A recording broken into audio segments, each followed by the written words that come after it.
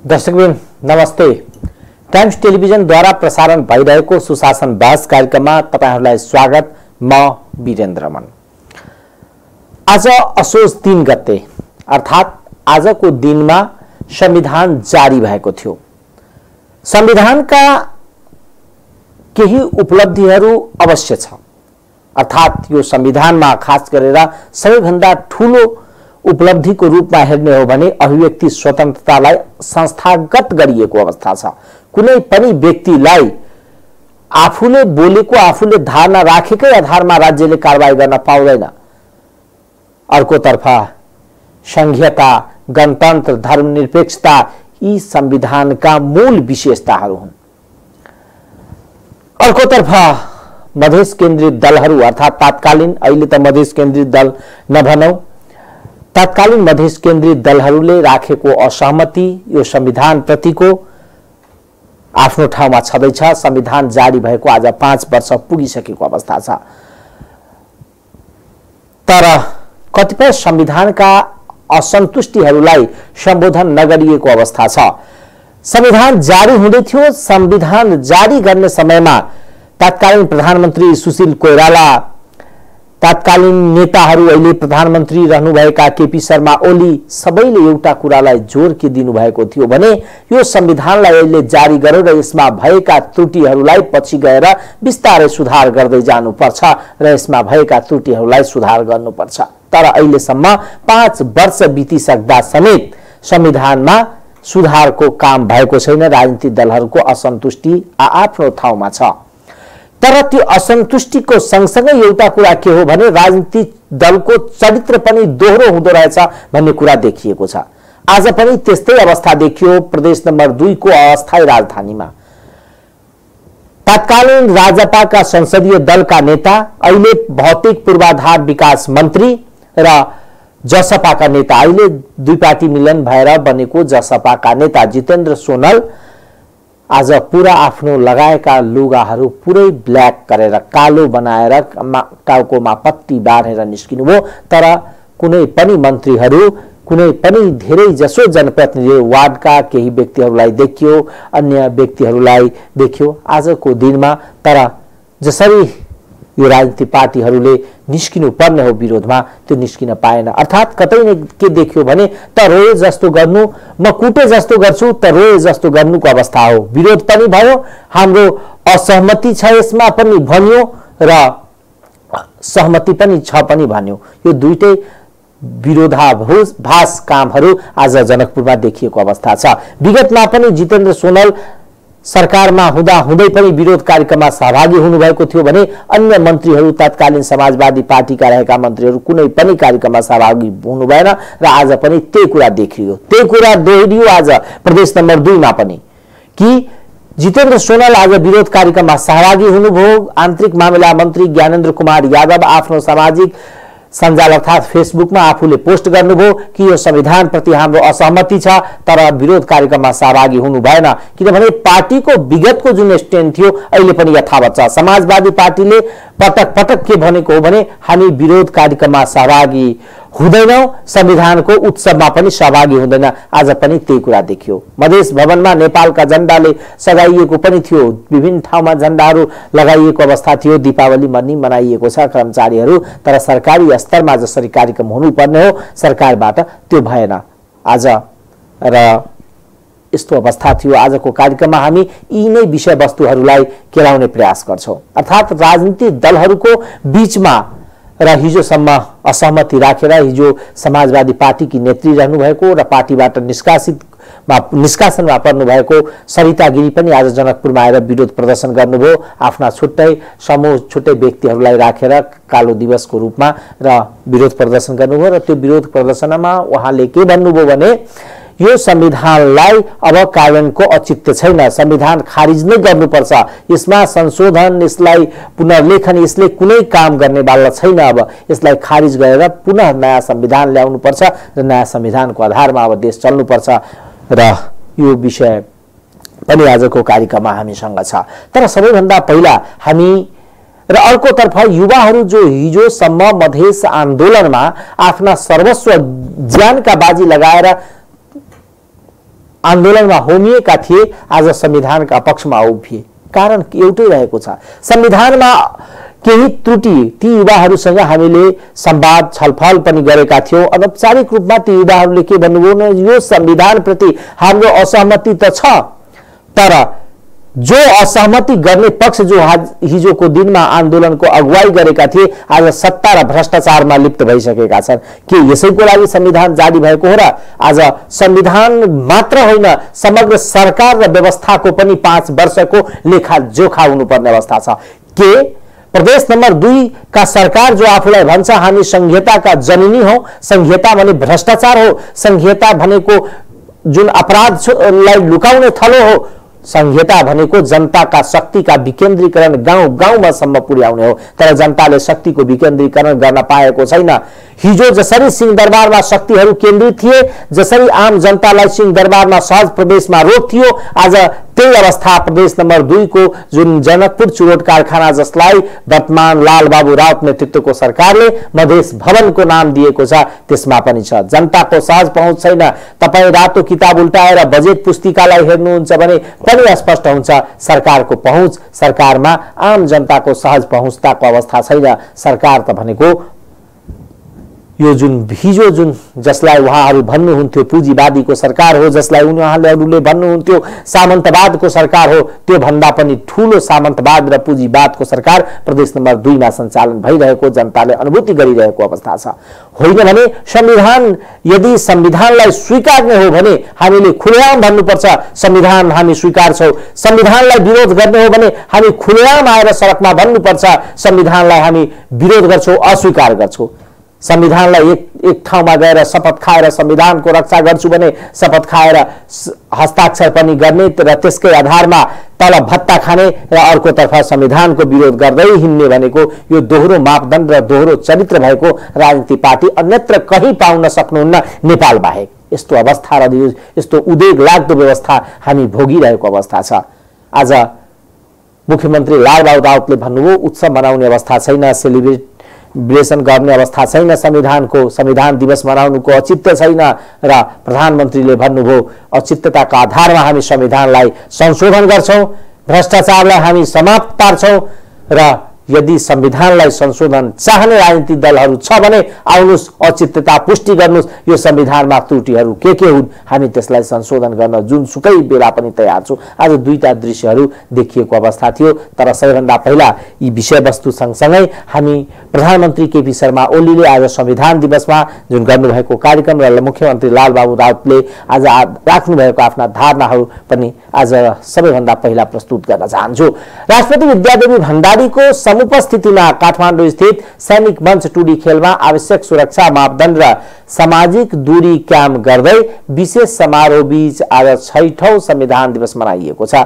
समारोहमा संविधान दिवस मूल समारोह समितिका अध्यक्ष एवं प्रधानमन्त्री केपी शर्मा ओलीले कोभिड-19 का कारण मुलुकले सोचे अनुसारको लक्ष्य हासिल गर्न सन्दर्भमा केही व्यवधान खडा भए पनि जोखिम कम हुन साथ अर्थतन्त्र पुरानै लयमा फर्किने विश्वास व्यक्त गर्नुभयो। अर्थतन्त्रका अन्य सूचक दुरुस्त रहेको अवस्थामा पर्यटन लगायत सेवा क्षेत्र सञ्चालन हुन साथ आर्थिक वृद्धिले अपेक्षा गरेकै दरमा प्रगति हासिल हुने प्रधानमन्त्री ओलीको भनाइ छ। महामारी अस्थायी परिघटना हो, यसको अन्त्यसँगै मुलुक समृद्ध नेपाल सुखी नेपालीको राष्ट्रिय आकांक्षा पूरा गर्न अघि बढ्नेछ। प्रधानमन्त्री ओलीले भन्नुभयो यसका लागि संविधान मार्गदर्शक हो रहेको छ। प्रधानमन्त्री ओलीले संविधान जारी भएपछि निर्वाचित सरकार सञ्चालनको पहिलो वर्ष जन आकांक्षा पूरा गर्दै त्यसलाई अघि बढाउन आधार तयार गरेको बताउनुभयो। गत वर्षदेखि यस दिनलाई राष्ट्रिय दिवसका रूपमा घर घरमा चर्चा हुने गरेको मनाउन थालिएको प्रधानमन्त्री ओलीले स्मरण गर्नुभयो। यस वर्ष भने सामाजिक जीवनलाई नै अस्तव्यस्त पार्ने तथा अर्थतन्त्र र विकासको अभियानलाई गम्भीर धक्का दिने कोभिड-19 महामारी लिए फैलिएकोले त्यसलाई ख्याल गरेर दिवस मनाएको उहाँले बताउनुभयो। प्रधानमन्त्री ओलीले संक्रमण नियन्त्रणका लागि जारी गरिएको बन्दाबन्दी पछि जनजीवन सामान्य हुन नसकेको दुखद परिस्थिति बारे बताउँदै मुलुकमा अहिलेसम्म 60,000 भन्दा बढी संक्रमित भएकोमा 43,000 को निको भइसकेको जानकारी दिनुभयो। उहाँले भन्नुभयो महामारीमा देशभित्र झन्डै 400 र बाहिर पनि 100 नेपालीको ज्यान गएको छ। महामारीका अतिरिक्त अतिवृष्टिका कारण धेरैको प्राकृतिक विपदमा परि धेरैले ज्यान गुमाउनु परेको तथा कतिले सिंगो परिवार नै गुमाउनु परेको छ। केही बस्ती नै सखा भएको छ।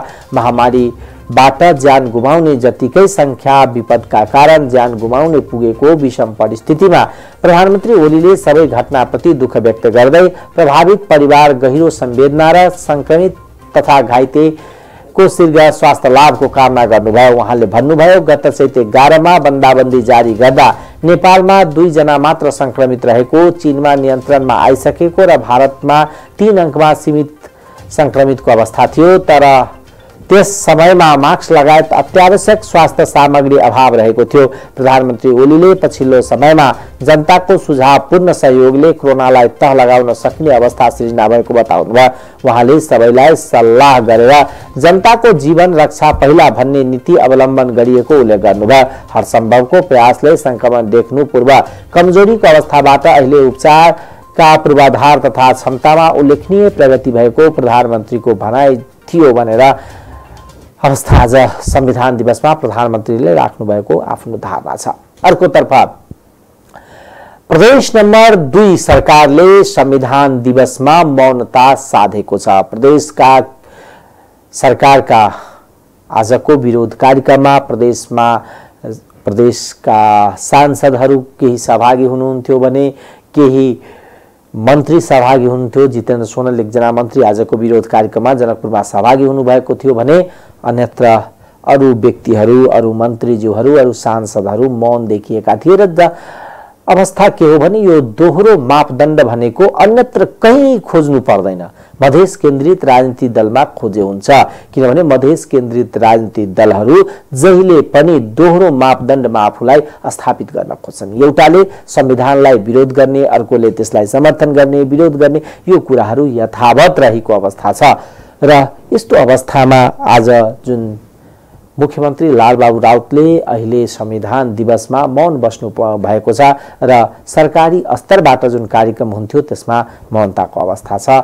संविधान दिवस देशभरि मनाइरहँदा प्रदेश 2 सरकार भने संविधान दिवसमा मौन बस्ने भएका छन्। सरकारका कर्मचारी केन्द्रीय सर्कुलरलाई मानेर राष्ट्रिय झण्डा फहराउन र दीपावली मनाउने भए पनि सरकारका प्रतिनिधि भने मौन बसेका छन्। दिवसका अवसरमा प्रदेश सरकार मन्त्री परिषद बैठकले कुनै कार्यक्रम पनि तय गरेको छैन। प्रदेश सरकारका मुख्य सचिव अर्जुन प्रसाद पोखरेलले यसपटक मन्त्री परिषदको निर्णयले कुनै पनि कार्यक्रम निर्धारण नगरेको बताउनुभयो। उहाँका अनुसार केन्द्रबाट घोषित कार्यक्रम अनुसार राष्ट्रिय झण्डा फहराइने र साँझ दीपावली गरिनेछ। मुख्यमन्त्री लालबाबु राउतले संविधान सेलिब्रेसन गर्ने समय आइन नपुगेको बताउनुभयो। संविधान दिवस मनाउने सन्दर्भमा सञ्चारकर्मीको जिज्ञासामा उहाँले मुख्यमन्त्री राउतले संक्षिप्तमा भन्नुभयो सेलिब्रेसन गर्ने समय आइन नआएकोले प्रदेश सरकारले कुनै कार्यक्रम गर्दैन। संविधान दिवसको अवसर पारेर गत वर्ष असोज 2 गते डेंगू रोगबारे जनचेतना फैलाउँदै जनकपुर धामको 0 माइल चौकदेखि बस पार्कसम्म सरसफाई गरिएको थियो। असोज 3 गते बिहान प्रभात फेरी र 4 गते मधेस भवन परिसरभित्र सरसफाई र वृक्षारोपण गरिएको थियो। यद्यपि यी कार्यक्रममा सरकारका मुख्यमन्त्री तथा मन्त्रीहरू सहभागी जनाएका थिएन। ती कार्यक्रम प्रदेश मन्त्री परिषदको बैठकबाट निर्धारण गरिएको थियो। तर यसपटक मन्त्री परिषद बैठकले पनि कुनै कार्यक्रम निर्धारण गरेको छैन। यो प्रदेशका सत्तासीन पार्टी जनता समाजवादी पार्टीको नेतृत्वले संविधान दिवसका दिन शान्तिपूर्ण रूपमा प्रदर्शन गर्न नेता कार्यकर्तालाई आह्वान गरेका छन्। यस्तो अवस्था छ प्रदेश नम्बर 2 को अवस्था। अब तपाई आफै अनुमान र कल्पना गर्नुस्। विगतमा प्रदेश सरकारले मन्त्री परिषदबाटै संविधान दिवस मनाउनको लागि विभिन्न कार्यक्रमको आयोजना गरेको थियो। तर ती कार्यक्रममा मन्त्री परिषदका या मन्त्री परिषदका मन्त्रीहरू सहभागी नभए पनि संविधानको पक्षमा मौन रूपमा उहाँहरूको समर्थन रहेकै थियो। तर आज आएर विरोध कार्यक्रम गरियो र विरोध प्रदर्शन पनि यस्तो भयो जसमा 1 जना मन्त्री मात्र सहभागी हुनुभयो, अन्यत्र कुनै पनि मन्त्रीहरू सहभागी हुनु भएन। यसको कारण पनि के हो भने कतै न कतै संविधान यदि सडकमा आउँछ भने एक प्रकारले लज्जा बोधको अवस्था छ। होइन भने किन सडकमा आउन सकिँदैन, खुलेआम भन्नु पर्यो यहाँ संविधानमा असन्तुष्टि छ, हाम्रो संहिता कार्यान्वयनमा हाम्रो असहमति छ। त्यो भनेर के हुन्छ भने संविधानका केही धारामा तपाईको असन्तुष्टि होला, तर समग्र संविधानले दिएका उपलब्धिको विरोध गर्नु भनेको समस्या हो र यसले समस्या ल्याउँछ। र अर्कोतर्फ आजको दिनमा जसरी संविधान ल्याइएको थियो र त्यो संविधानको ल्याउँदाखेरि बलपूर्वक प्रदेश नम्बर र मधेसमा खास गरेर यो अहिलेको प्रदेशमा र मधेसमा राज्यले दमन गरेको थियो, राज्यले जनताको जुन मौलिक र आवाज थियो त्यसलाई दबाउने प्रयास गरेको थियो र त्यसकारणले यस्तो अवस्थाहरूको सृजना भयो। आजको कार्यक्रममा जसरी जसपाले आज विरोध प्रदर्शन गर्यो जनकपुरको जनकचौकबाट, त्यो विरोध प्रदर्शनलाई हामीले हेराउँदैछौँ, जसमा खास गरेर उमाशंकर अयगरिया प्रतिनिधि सभा सदस्य, मन्त्री जितेन्द्र सोनल, प्रदेश सभामा जसपाका नेता हुनुहुन्छ परमेश्वर शाह, उहाँहरू सहभागी हुनुहुन्थ्यो, तर एकजना मन्त्री मात्र जितेन्द्र सोनल सहभागी हुनुहुन्थ्यो। त्यो कार्यक्रम हामी तपाईलाई हेराउँदैछौँ र त्यसपछि अन्य विषयमा प्रवेश गर्नेछौँ।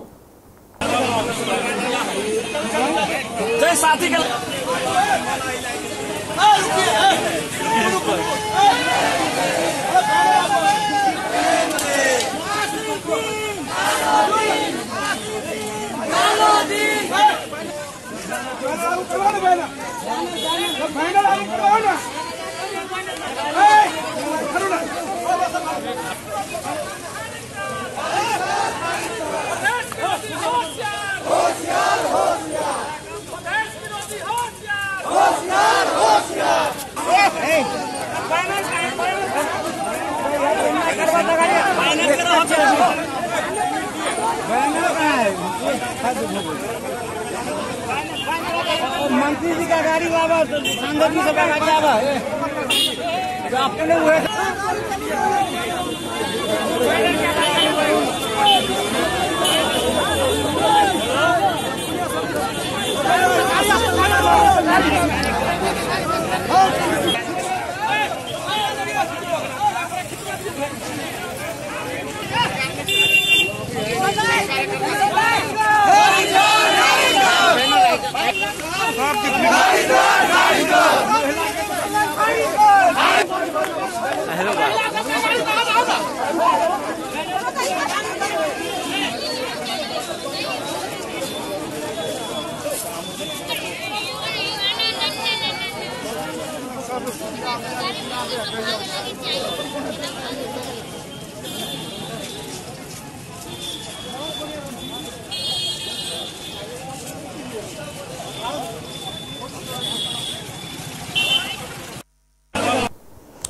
दर्शकबिन, आज यो त विरोध कार्यक्रम थियो, जनकपुरको जनकचौकबाट सुरु भएको जसपाको विरोध कार्यक्रम र जसपाकै विरोध कार्यक्रममा सप्तरीमा आज आसन ग्रहणकै लागि भिडन्त भएको अवस्था छ।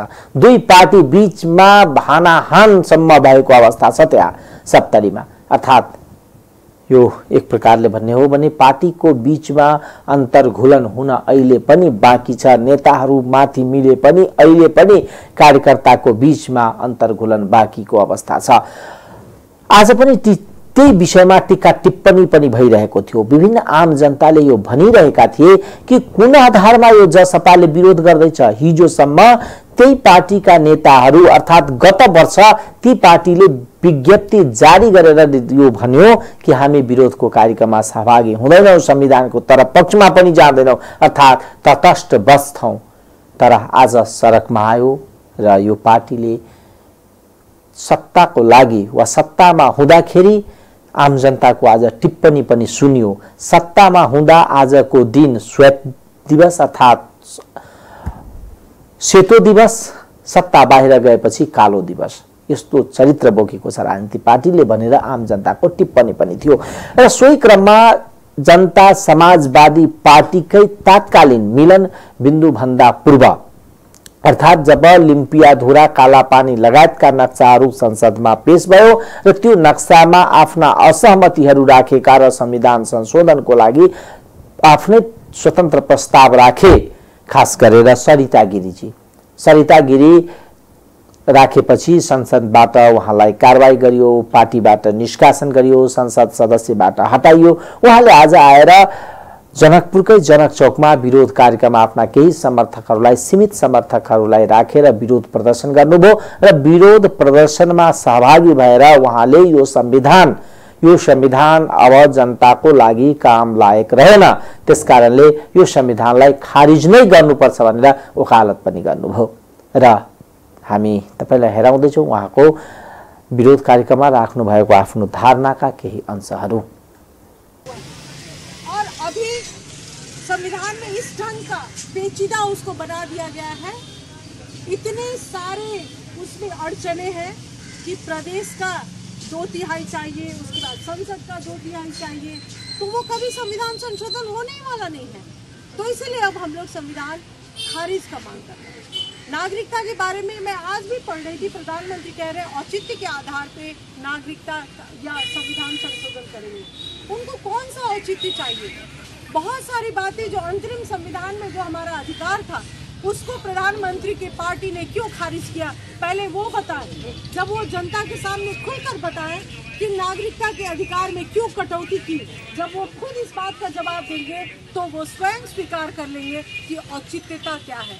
ये औचित्यता शब्द ये जनता को भ्रम में रखने की बात है। साथीगण, अब हम लोगों की मांग है कि पूरे ये संघीय स्वरूप में अब परिवर्तन लाना है। नेपाल सद्भावना पार्टी के समय में जब हम लोग संघीयता की बात करते थे तो उस वक्त 5 प्रदेश की बात करते थे। वो 5 प्रदेश भूमि पर आधारित था, जातीय पर नहीं, जातीय पहचान पे नहीं। हम लोग ये कहते थे कि पूर्व और पश्चिम, पूर्वी तराई और पश्चिम तराई 2 प्रदेश, पूर्वी पहाड़ और पश्चिम पहाड़ 2 प्रदेश, और चूंकि राजधानी सबका साझा होता है इसलिए एक राजधानी को हम लोग एक अलग प्रदेश बना के 5 प्रदेश बनाया जाए। लेकिन जब से इस देश में कम्युनिस्ट लोग हावी होते गए हैं, जब से इस देश में माओवादी आंदोलन हावी होते गया है, तो उन लोगों ने संघीयता का रूप ही बदल दिया। वो अब क्या चाहते हैं कि वो भूमि से भूमि के जो वासी है उनका संबंध खत्म हो, और इसलिए उन्होंने नारा क्या लाया, पहचान के आधार में, जाति के आधार में। तो पहचान और जाति के आधार में जो संघीय स्वरूप का जो बात कर रहे हैं, इसका मतलब ये है कि मधेसियों अब अपनी भूमि को छोड़ो, मधेसियों अब अपनी भूमि को छोड़ो। इसीलिए हम लोग समग्र तराई मधेश को लेके एक प्रदेश की मांग कर रहे हैं। और जो दूसरी बात कह रहे हैं कि अब इस देश में सिर्फ 2 प्रदेश चाहिए। हम लोग 5 प्रदेश कहते, 2 तराई में और 2 पहाड़ में, तो एक बराबरी थी। तो जो खर्च होता था, जो बोझ होता था, जो राज्य के कोष में जो खर्च होता था, वो बराबरी हम लोग साझा करते थे। अभी तो बस 7 प्रदेश बना दिया गया है, जिसमें तराई मधेश को सिमटा के 22 जिलों से 8 जिला में कर दिया गया है, और समग्र और 6 प्रदेश पहाड़ में है, और 6 प्रदेश के सीडीओ, सांसद, विधानसभा, संविधान सभा, अदालत, ये सबको पालते पालते पालते जनता गरीब हो रही है। जो पैसा जनता के विकास में लगना चाहिए वो इन बड़ी एक नेपाल कम्युनिस्ट पार्टी, जिनका 6 जगह में जिनका प्रदेश है, बस उनके कार्यकर्ताओं को और उनके नेताओं को पालने का संयंत्र बन चुका है। इसलिए अब हम कह रहे हैं कि नहीं, अब इस देश में सिर्फ 2 प्रदेश चाहिए, एक तराई मधेश, एक समग्र प्रदेश, और दूसरा पहाड़ एक अलग प्रदेश बने, और तब जाके यहाँ पे बराबरी का अधिकार प्राप्त होगा। अब आप लोग पूछेंगे कि तराई मधेश समग्र प्रदेश की बात कहाँ से आई, और पहाड़ एक अलग प्रदेश बने ये बात कहाँ से आई, इसका आधार क्या है? साथीगण, मैं भी सद्भावना में लंबे समय तक काम की, हम लोगों को कभी नहीं बताया गया, पार्टी के दस्तावेज में कहीं पे भी नहीं था 1816 की संधि का जिक्र। उसके बाद फोरम आ गया, उसके डॉक्यूमेंट पे भी आप देखिएगा तो कहीं पे भी नहीं है 1816 की संधि का जिक्र। इस बार जब काला पानी, लिपुलेख, लिम्पियाधुरा की नक्शा की बात संसद में आई, तब मैंने पढ़ना शुरू किया, क्योंकि चर्चा चलने लगी कि 1816 की संधि के आधार पे ये काला पानी, लिम्पियाधुरा, लिपुलेख होगा। तो जब मैं थोड़ी जानकारी तो थी, लेकिन जब और जब पढ़ने लगी, जो कि आपके टेक्स्ट बुक में नहीं है साथीगण, जो पंचायत काल में जो आपको शिक्षा दी जाती है, अगर आप उसके पन्नों को उलटिएगा तो उसमें आपको सुगौली संधि क्यों हुई नहीं बताया जाता है। आपको सिर्फ यही बताया जाता है कि नाला पानी में युद्ध हुआ और नाला पानी में जो पराजय हुआ, उसके बाद अंग्रेज और नेपाल के राजा के बीच में सुगौली संधि हुई। उसके बीच जो हुआ वो आपसे छिपा लिया गया। बच्चों को टेक्स्ट बुक में नहीं पढ़ने दिया जाता, आपको जानकारी ही नहीं है। तब पता चला कि सुगौली संधि तो मधेश में जो लड़ाई हुई थी, एक तरफ से मधेसी और ईस्ट इंडिया कंपनी थे और दूसरी तरफ से नेपाल की गोरखाली सेना, और इनके बीच में जो लड़ाई हुई तो वो युद्ध मधेसियों ने जीता था। साथीगण, हम लोग युद्ध हार के इस देश के अंगीकृत नागरिक नहीं बने हैं, हम लोग युद्ध जीत के इस देश में आए हैं। इसलिए मधेश के हर एक व्यक्ति को वंशज का अधिकार चाहिए। और अभी संविधान में इस ढंग का पेचीदा उसको बना दिया गया है। दर्शकबिन, उहाँ हुनुहुन्थ्यो सरिता गिरी, मधेस नेत्री हुनुहुन्छ, मधेसका नेत्री। उहाँले आफ्ना फरक अभिमत राख्दैमा पार्टीबाट जसरी बहिर्गमन भइसकेपछि अहिले सार्वजनिक रूपमा उहाँले पहिलो पटक यो संविधानको विरोध कार्यक्रममा त्यो पार्टीबाट अलग भएपछि राख्नु भएको छ। चर्चा पनि एउटा के पनि छ उहाँको विषयमा। हामीले उहाँसँग प्रयास त गरेका थियौं केही कुराकानी थप गरौँ, तर व्यस्तताको कारणले हामीले गर्न सकेनौं।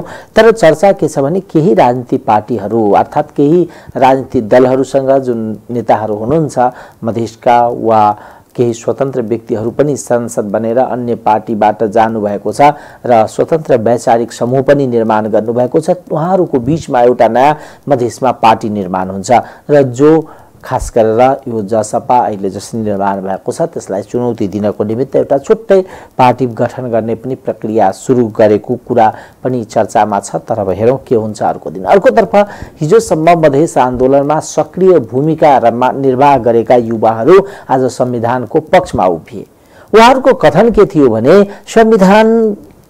संविधानलाई टेकेर संविधानलाई सबै कुरा मानेर तपाईहरू खास गरेर मधेस केन्द्रीय दलहरू अहिलेको जसपा नेताहरूलाई उहाँले भन्नुभयो कि तपाईहरूले टेकेर सबै कुरा गर्ने, भत्ता सत्तामा आसीन हुने तर आम जनतालाई कालो दिवस बनाएर मूर्ख बनाउने र हामी यो संविधानका पक्षमा छौं। यो संविधानले केही उपलब्धिहरू दिएको छ र जहाँसम्म असहमतिको कुरा छ त्यसलाई असहमतिलाई हामी संस्थागत हिसाबमा त्यसको प्रक्रियागत हिसाबमा सम्बोधन गराउनुपर्छ। होइन भने यो कर्मकाण्डी तपाई सत्ताको आवरणमा सत्तामा पुगेर ब्रह्मलुट मचाउने तर जनतालाई हामी यो संविधानलाई स्वीकार्दैनौं, सत्ता त हाम्रो आन्दोलन हो, यो यसरी भ्रामित कुराहरू गर्नु हुँदैन भनेर उहाँहरू आज आक्रोशित भएर संविधान दिवसमा आज संविधानको स्वागत गर्दै जानकी चौकमा कार्यक्रमहरू गर्नुभयो। दीप प्रज्वलन, त्यसपछि झण्डा ठूलो झण्डा फहराइयो त्यहाँ र त्यो दृश्य पनि हामी एकछिन हेराउँछौं र त्यसपछि अर्को विषयवस्तुमा पनि प्रवेश गर्छौं।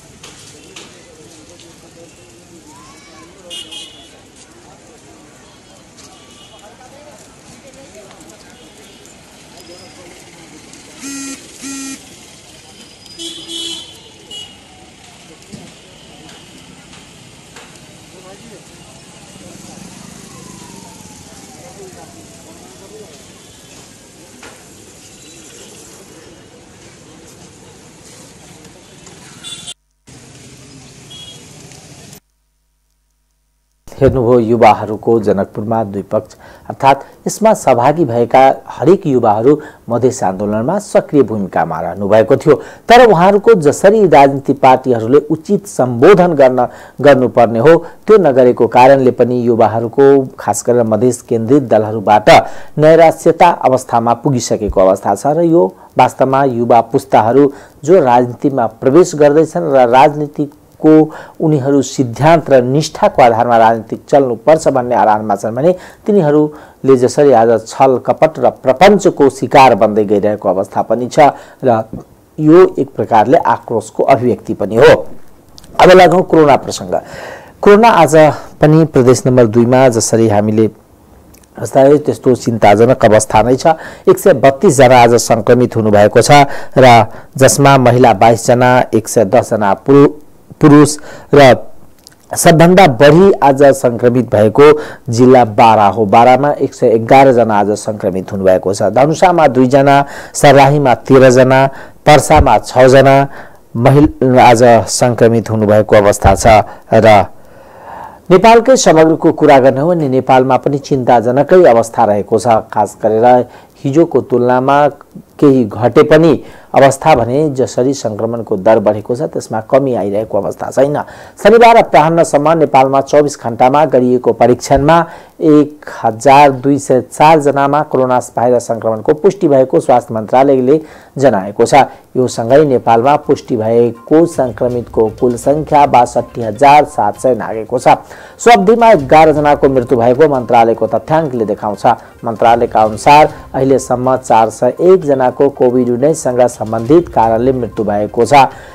गत भदौ 24 देखि प्रत्येक दिन 1000 भन्दा संक्रमित फेला परिरहेका छन्। शुक्रबार एकै दिन 2020 जनामा संक्रमणको पुष्टि भएको थियो। यो अहिलेसम्मकै सर्वाधिक दैनिक वृद्धि हो। अहिले देशभर 17129 जनामा सक्रिय संक्रमण छ।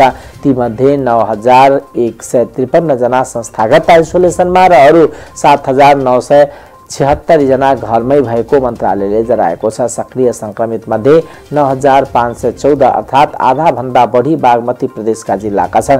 त्यसमा पनि काठमाडौँ उपत्यकामा हुने संक्रमितको संख्या सर्वाधिक छ। अहिले पुष्टि भएका संक्रमित मध्ये आधा भन्दा बढी अर्थात् 408 जना महिला छन् भने 796 जना पुरुष छन्। काठमाडौँमा 570, ललितपुरमा 58, भक्तपुरमा 83 गरी उपत्यकामा 711 जना संक्रमण देखिएको छ। ती मध्ये महिलाको संख्या 278 छ। त्यसैगरी मोरङमा 33, बारामा 111 र नवलपरासी पूर्वमा 45 मा संक्रमित भेटिएको छ। यो सहित केही सातादेखि उल्लेख्य संख्यामा महिलामा संक्रमण देख्न थालेको छ। जनस्वास्थ्य विज्ञहरूले समुदायमा संक्रमण फैलिएको हुनाले धेरै महिलामा संक्रमण देखिन थालेको सम्भावना उल्याएका छन्। कोभिड-19 सँग सम्बन्धित कारणले अहिले मृत्यु पुष्टि भएका मध्ये 7 महिला र 4 जना पुरुष छन्। उनीहरूको उमेर 37 देखि 77 वर्ष भएको मन्त्रालयले जनाएको छ। मृतक मध्ये 5 जना काठमाडौँ उपत्यकाका, 1 जना मोरङ, रौतहट, सर्लाही, मकवानपुर, रूपन्देही र बाँकेका हुन्। नेपालमा मृत्यु हुनेको संक्रमितको प्रतिशत 0.64 छ। दर्शकबिन यस्तो अवस्था छ हाम्रो खास गरेर प्रदेश सहित देशको अवस्था यो कोरोनालाई लिएर। आजको कार्यक्रममा हामीले विविध विषयमा केन्द्रित भयौं। खास गरेर संविधान दिवसको औचित्यता, संविधान दिवसको विरोध, संविधान दिवस मनाउनु पर्छ या पर्दैन, यसमा राजनीतिक पार्टीहरूको सहमति असहमति लगायतका विषयवस्तुलाई समेट्यौं। कार्यक्रम कस्तो लाग्यो? आफ्ना विचारहरू, आफ्ना अभिमतहरू हाम्रो सामाजिक सञ्जाल पेज अर्थात् टाइम्स टेलिभिजन सर्च गरेर फेसबुकमा आफ्ना धारणाहरू राख्न सक्नुहुनेछ। र तपाईका केही सुझावहरू पनि छ यो कार्यक्रमको विषयमा। तपाईका गाउँघरमा केही यस्ता समस्याहरू पनि छन् जसलाई हामीले उठाउनु पर्छ र तपाईलाई त्यो मुद्दाहरूको सम्बोधन गर्नको लागि सरकारवालालाई हामी जवाब पनि खोज्छौं। यी विषयहरू पनि छ भने हामीलाई निर्धक्क भएर लेख्नुहोला। अर्को दिन अर्को विषयवस्तु लिएर उपस्थित हुनेछु। तबसम्मका लागि बिदा दिनुहोस्। नमस्कार।